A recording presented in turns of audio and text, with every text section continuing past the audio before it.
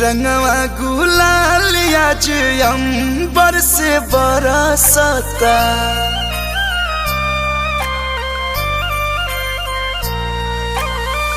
रंगवा गुलाल आज अंबर से बरसता। होके मगन मन सब कर हरसता। होलिया खेले ले भोले दानी संगे गौरा रानी।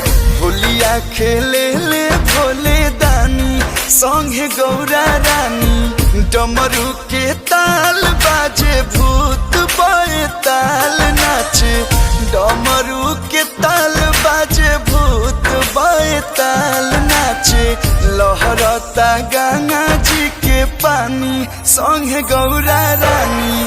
होलिया खेले ले भोले दानी संगे गौरा रानी।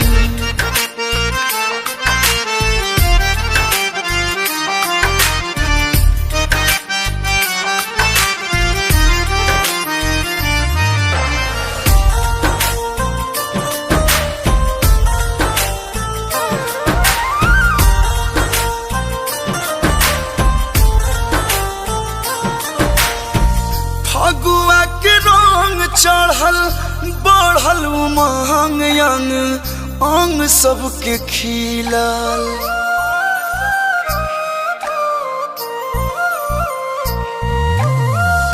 धरती गगन झूमे सभे देवगन। मौका बड़ी भाग्य मिलल।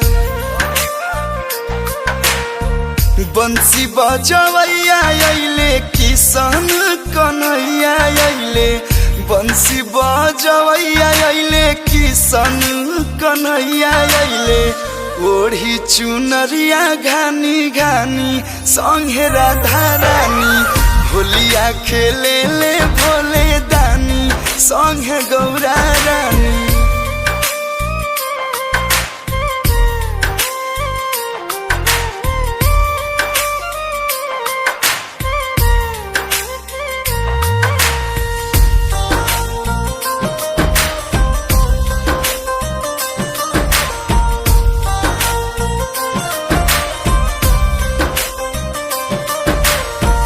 वीर बजरंगी अइले ध्वजा लहरावत गावत होली जोगीरा।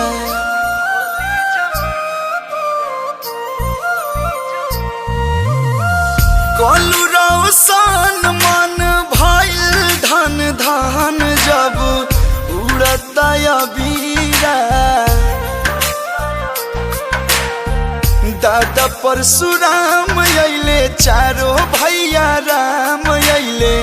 दादा परशुराम अइले चारों भैया राम अइले। संगमा में सीता महारानी होली खेला तानी। झूमता रे बाबा भोले दानी संगे गौरा रानी। होलिया खेले ले भोले दानी संगे गौरा